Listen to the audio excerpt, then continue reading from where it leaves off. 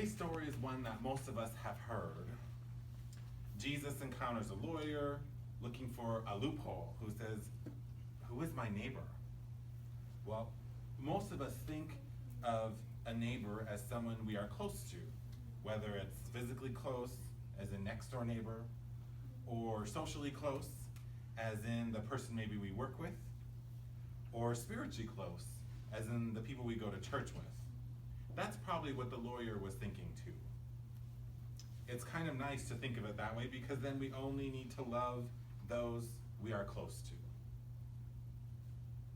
rather than loving everyone. But Jesus doesn't give him an answer like that. Jesus instead gives him this story.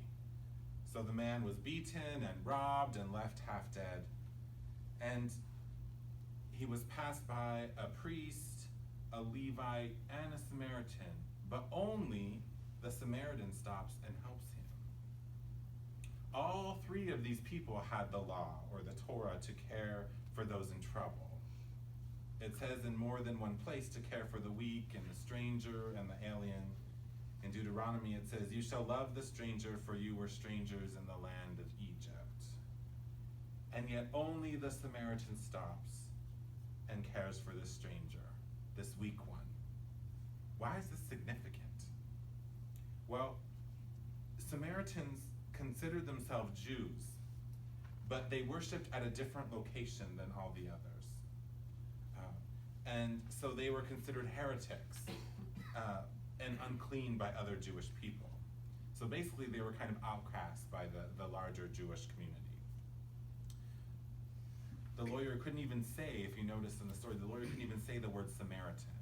Instead, he says, "the one who showed him mercy."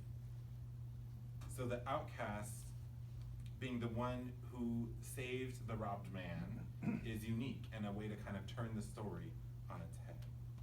When Jesus finishes his story, he doesn't say, "So who is your neighbor?" to the lawyer. Instead, what he asks is, which of these three was a neighbor to the man who was robbed? In other words, a neighbor isn't something you are, but is something you do. Being a neighbor is an action that you do. A neighbor isn't defined by where you live or what group you're a part of, but rather by those in need of assistance and those who respond. Many neighbors today are the unsung heroes whose names we may never know, such as Linda Hamilton. Linda was a disabled, homeless woman who, like the Samaritan, was looked down upon by society.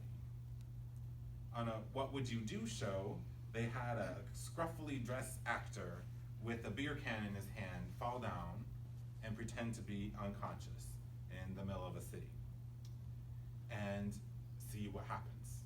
Well, 80 people passed by this man and did nothing.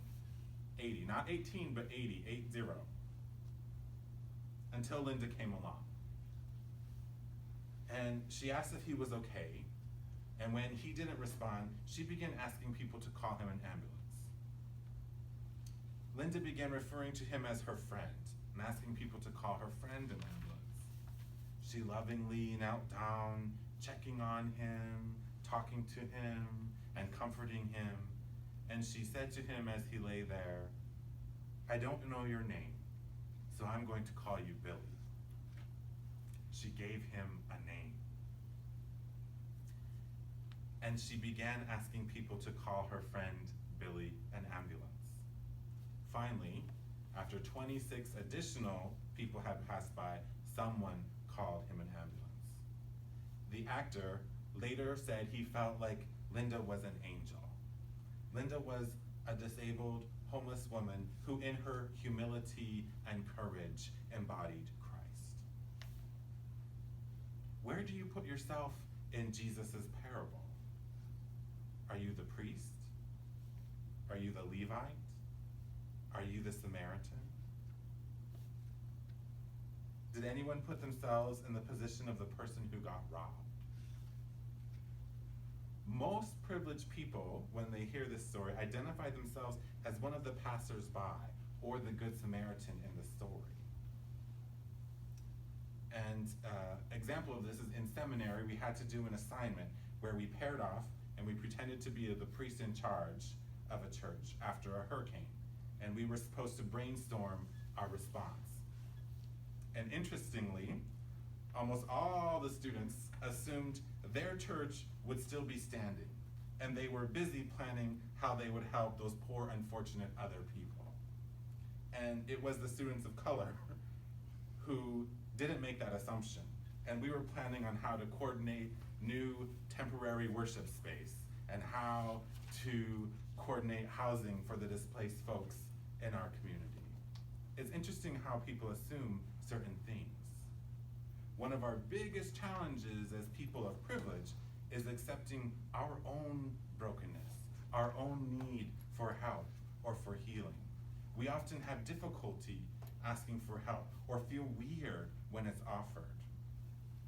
And if we feel shame accepting help, it means that we're probably making judgments about those people that we help when we play the role of the Samaritan.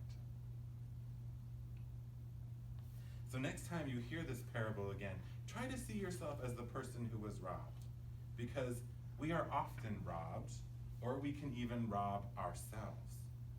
We can rob ourselves by being so proud that we cannot accept help when it is offered, by being blind to the gifts and assistance of our Samaritans, like Linda Hamilton, by allowing our own biases to prevent us from seeing our neighbors, by not seeing the dignity of every human being.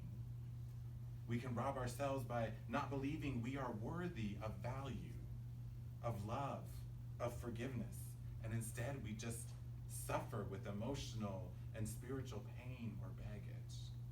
We can also be robbed by others.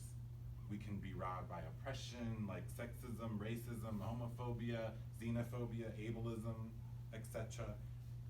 We can be robbed by not having our work valued.